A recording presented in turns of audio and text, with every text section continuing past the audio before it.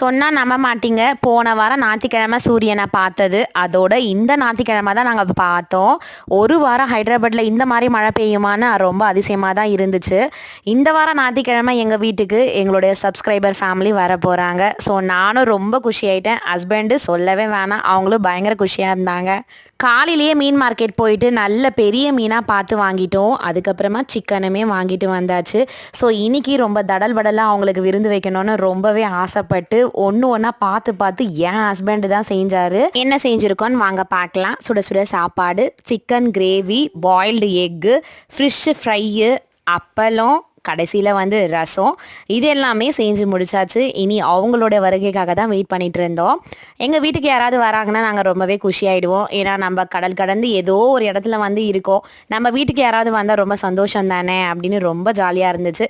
இவங்க எங்கள் சப்ஸ்கிரைபர் இல்லை, எங்களோட ஃபேமிலியாகவே மாறிட்டாங்க.